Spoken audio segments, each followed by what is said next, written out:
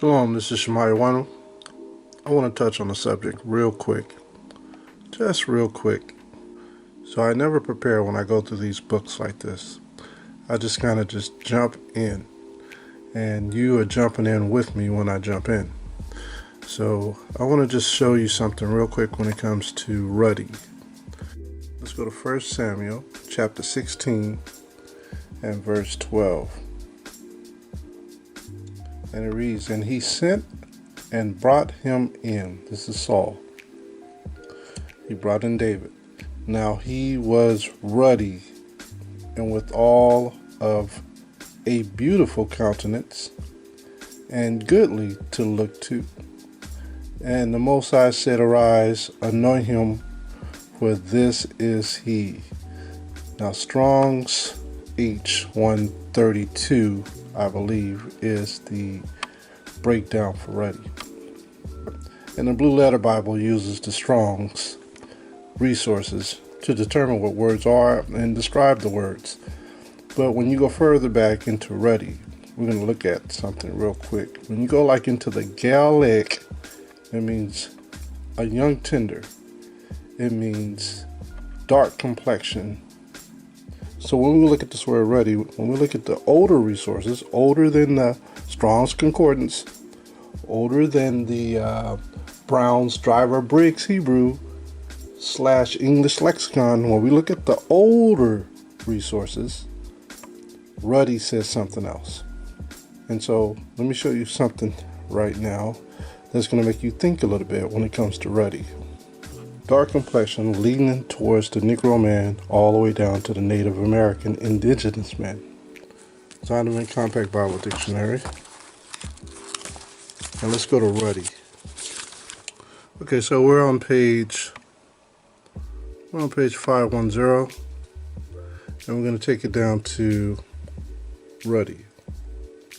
Ruddy. And notice what it says. Ruddy, a word used to refer to a red or fair complexion, in contrast to the dark skin of the Hebrews. I'll read it again. A word used to refer to a red or fair complexion, in contrast to the dark skin of the Hebrews. So the Hebrews were of a dark complexion as in Ham and Shem. So just keep in mind that word ruddy. We're going to look at some resources. Now I'm going to go into this printed book that I had made years ago. And thanks to Brother D for putting this together for me. But he printed this from a college. Alright, so this is Ancient and Modern Britons, a retrospect, volume 1. Alright, Ancient Modern Britons. There's 2 Ancient Modern Britons. At this particular time when I had this done, you couldn't find volume 1. All you could find was volume 2 in book form. So because you couldn't find volume 1 at this particular time back in the early 2000s, D, he printed this up for me. Alright, so let's see. I'm going to take you to page 377.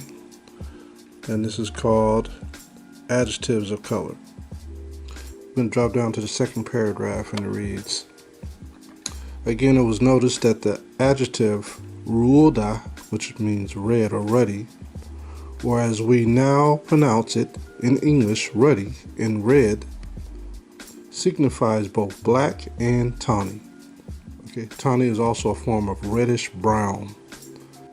So it says, "and red or ruddy in the Western Highlands," being translated both ways by Mr. J.F. Campbell in his tales. Also, this derg, which is understood to mean red in Gaelic, has become dark. See that? So in the Gaelic terms, red meant dark.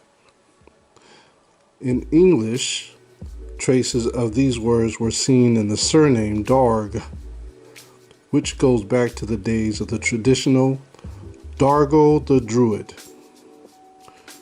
or soothsayer, and in such names as Rory and Roderick, which are best translatable in their Gaelic form of Ruddy, or the chief of the Tawny, or red people. So there you have it. Tawny or Ruddy comes from a dark complected people. So down here I highlighted Swarthy gypsies or Moors. Gypsies comes from the word Egypt. Okay, gypsies come from the word Egypt. So gypsies were also dark. That's why it says or Moors. Gypsies were dark-skinned people. All right, let's go to page 378, the next page over of Ancient and Modern Britons. I'm going to go to the highlighted version. It says, we can say with certainty that the Galloway gypsies of last century were dark and red, ruda, in its sense of tawny, brown, when in their natural state. But the simple fact that the British Islands were invaded by various races of Dub Gauls, those Dub meant black as well, Dub Gauls, Nigre gents, meaning Negro gentlemen, or black foreigners during an indefinable but most extensive period, and the fact that some of these at any rate followed this practice quite entitles one to assume, in the absence of contrary evidence, that red and black place names of the kind indicated bore reference to them, and that red and black were expressed by a single word for the same reason. We'll drop down. I'll start here where it says here again. Here again, the same superficial contradiction is noticeable, just as black and red could be fitly applied to the complexion, real or assumed, of Will Marshall's gypsy gang in Galloway.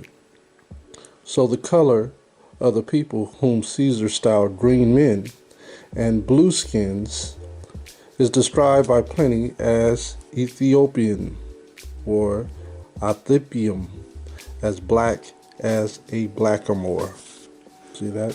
So when you heard about green men and blue men, like olive skin, there's only green and black olives, but when they said green, like olive complexion, they were talking about black men.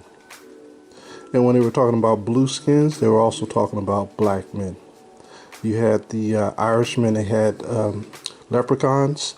The leprechauns represented black leprechauns.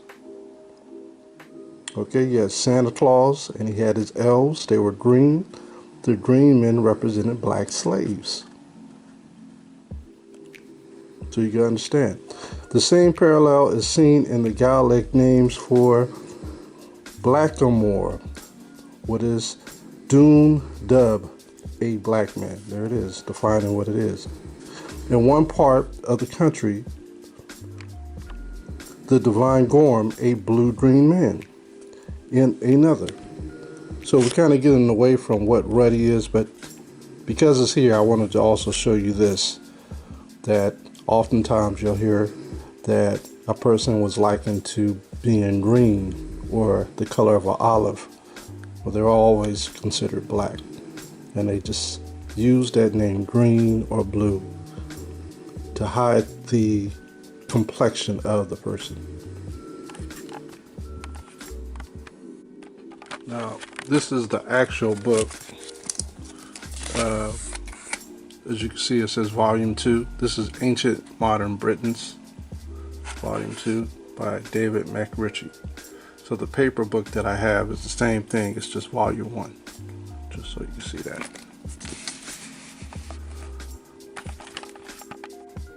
We're going to go into this book called Nature Knows No Color Line. Research into the Negro Ancestry in the White Race by J. Rogers.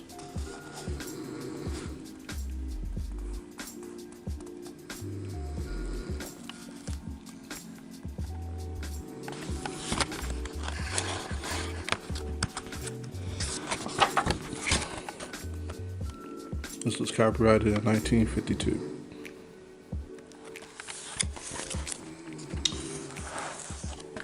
Okay, we're going to go to page 72 of this book. And the topic of this chapter is the Negro as a Moor. And the very first paragraph here, you see that I have it highlighted in pencil. And it says Moor, the race. And it reads by the author, as it occurs in European heraldry, always means Negro. So Moor always means Negro. I'm going to jump around.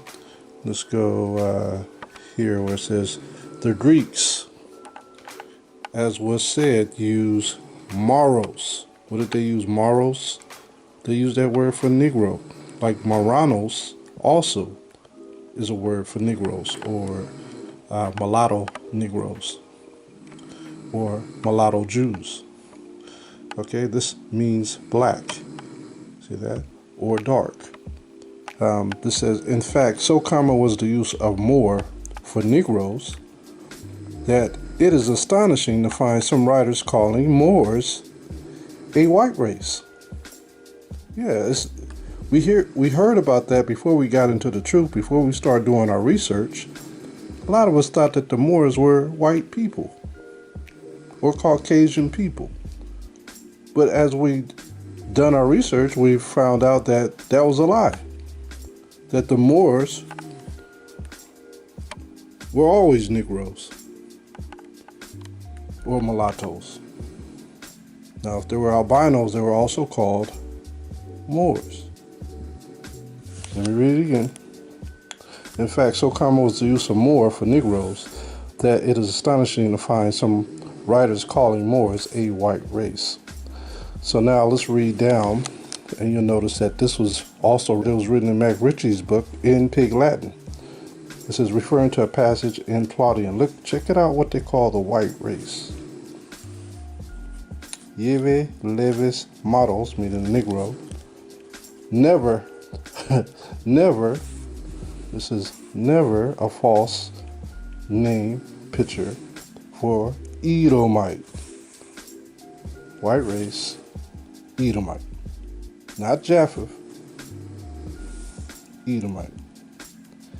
And that Mac Ritchie book was written, let me go back to it. That Mac Ritchie book was published in 1884. Modern Britons was published in 1884, so it was probably written way before that.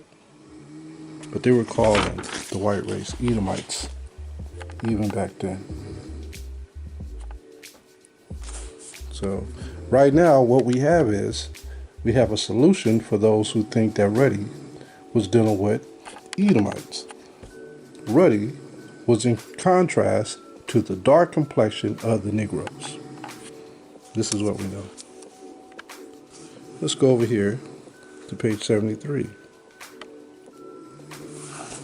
Any Latin dictionary, an old one at least, will tell you that Moros or Maris is a Moor, a blackamoor, or a tawny Moor.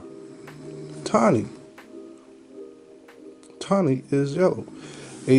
Shakespeare used the word Moor as a synonym for a Negro. So tawny Moor. I want to take you somewhere else.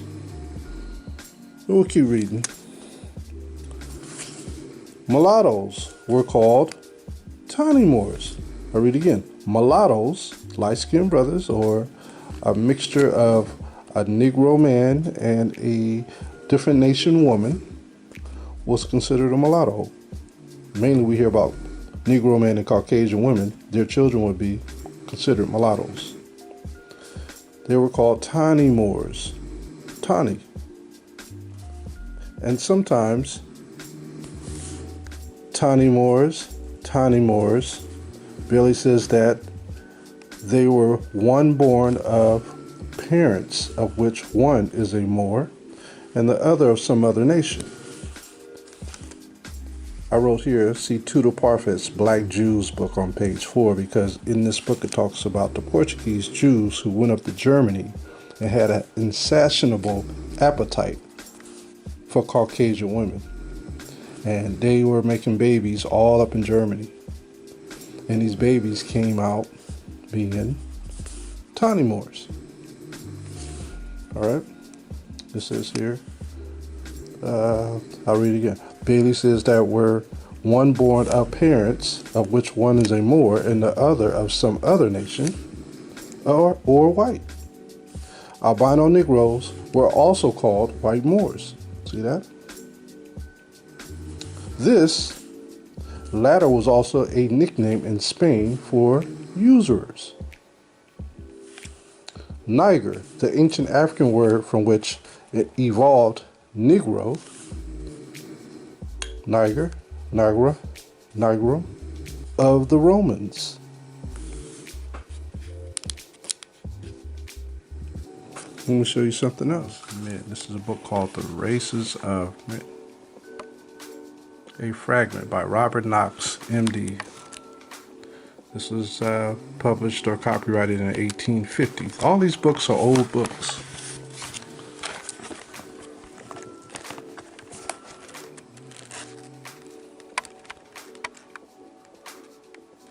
We're going to go to page 300.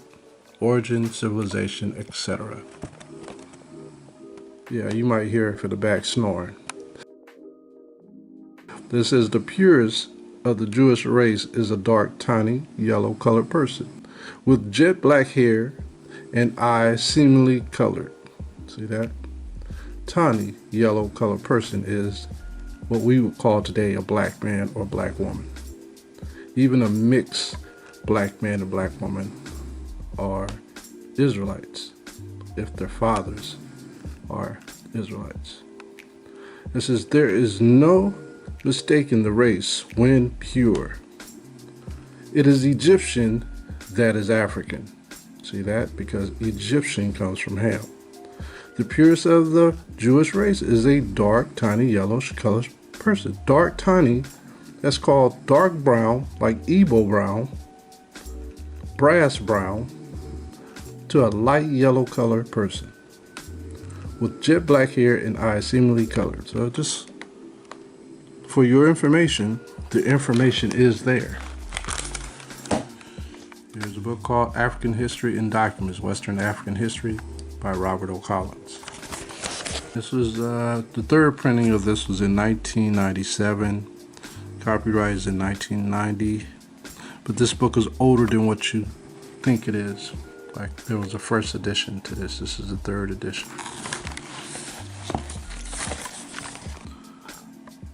Let's go to page 199 of this. Captain Hugh Crow, Bonnie. As the inhabitants of Bonnie, this is in Africa.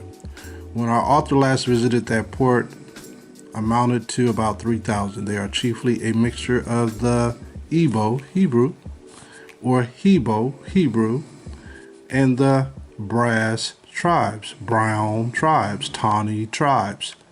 The latter deriving their name from the importation into their country, which lies to the northward and westward of Bonnie, of a kind of European-made brass pans known in the trade by name of Neptunes and used for the making of palm oil and salt, in which last the countries in the interior have been supplied by the coast from the earliest times on record. And this is around Calabar, which is where the Israelites dwelt. The Igbos, who are also from a neighboring country, have already been spoken of a superior race, and the inhabitants generally are a fair-dealing people, and much inclined to a friendly traffic with Europeans, who humored their peculiarities. Now, when the Igbos would work, they didn't need a leader. As long as they knew what they were supposed to do, they got the work done. And then they thrived at that work when they knew what they had to do. The problem with it over here in America is because there's a lot of Igbos in America that went into America based on the slave trade. They continually change it up so you cannot thrive. And when they change it up, it brings in chaos and confusion and dishonor. Okay, but this is the story of the Igbos.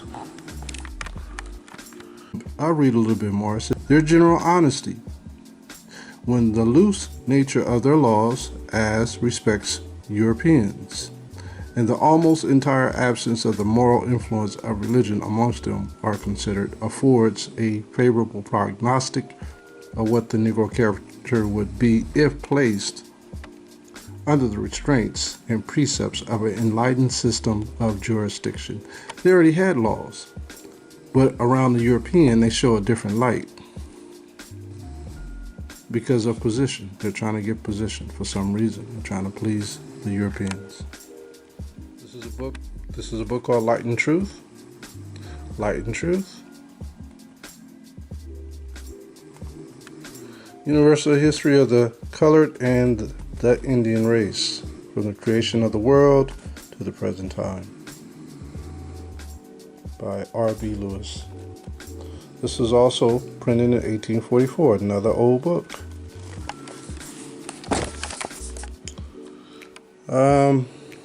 The word Negro. Negro is derived from the Latin term niger, meaning black. The following terms and definitions are in the American edition of Dr. Walker's dictionary. Moor, a marsh, a Finn, a Negro. Let's just breaking down what Moor is. Negro, blackamoor.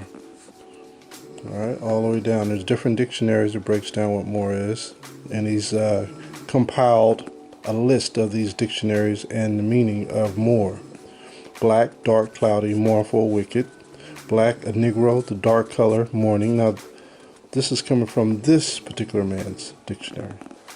Moor, a Negro, marsh, fen, bog. Moorish or Mori, marsh. Negro, a blackamoor, a Moor. This is Webster's dictionary. It talks about Moor, a black man. Dr. Weber's definition. Get these dictionaries. Y'all see these dictionaries? All these resources. Look at the years on these dictionaries. 1810. Look at this one. This is how you do your research. Search out these people. Light and Truth, skin. He calls it the blood of Africa. Magroon is all black, a full blood, a whole Negro. Sambo is 3/4 blood. We heard about this guy here, Sambo in America. 3/4 Negro. Mulatto is 1/2 blood, 1/2 Negro. They had a breakdown. Quadroon is 1/4 blood, 1/4 Negro. Mestizos down in Latin America is a 1/2 blood, a 1/2 Negro. Niger, a Latin word, is formerly used by the Moors. The old Romans to designate any black inferior object, a plant, a marsh, flat, moist ground, bog, or animal. So basically what you have here, the Romans started all of this, these name callings. This is part of the curses of Deuteronomy 28. Right? We would be considered a byword and a proverb amongst all nations. Go down here, Micah, the Moorishite. Micah, the Moorishite. Who's Micah? He was a prophet of the Moors. He's in the Bible. If he's a prophet of the Moors, that meant that all the rest of the Israelites are what? Moors. Tawny Moors, Moors. Prophesied in the days of Hezekiah, king of Judah, and spoke to all the people of Judah, the Moors, saying, Thus saith the Most High of Hosts, Zion shall be prolonged like a field, and Jerusalem shall become heaps, a forest. So Micah was an Israelite, and he was a Negro. He was a Moorshite. All right, all these people have ruddiness within their skin. Okay, 2 more resources, because snoring is getting me. All right, the family names. Irish, Anglo-Saxon, Anglo-Norman, and Scotch, right? So I want to take you to this to show you another word other than Ruddy, other than Moor, other than Tawny, but I want to show you this word. Oh, and by the way, this book was also written in 1892. 29. Here's another word you should be on guard with. You'll hear this a lot. Swarthy, swart, black. like resembling black. So Swarthy also meant black, just like Tawny meant black, or light skin black, or brown skin. Swarthy also means black. I'm going to take you to this last resource. This book is called The Book of the Beginnings by Gerald Massey. Introduction by Charles S. Finch, Volume 2. This book was written in 1881. It was published in 1881. Another old book. So I want to take you to 432. And let's drop down to the last paragraph. And it reads, the missionary Dr. Buchanan, this is just proving who the Jews are. The missionary Dr. Buchanan records in his travels in India that he himself found 65 different settlements of black Jews in India. These belong to the earliest, or Camry. They had gone forth wearing the color of Cam, which is ham, right? Mitzrayim. The color of the black ass-headed Set, and therefore of Jew, and kept it. They must have been indefinitely older than the Pentateuch, and consequently were found to be without the 5 books of the Jews. The cloud of mystery that overshadows their origin is partly due to the darkness of those progenitors whom the Jews were not proud to acknowledge. Alright, so just showing you that the Jews were originally dark-skinned people, and they had traces of red within their skin, just like the Negroes today. If you look at their skin, hold it up to a light, you could just look at their hand and you'll see the redness of their hue within the brown or bronze skin. Okay, that's ruddy. That's ruddy, and it's in comparison, and it's in contrast to the dark skin of the Hebrews. Let's read this one last time. 1 Samuel chapter 16, and it reads, and he sent and brought him in. This is Saul. He brought in David. Now he was ruddy, and with all of a beautiful countenance, and goodly to look to. And the Most High said, arise, anoint him, for this is he.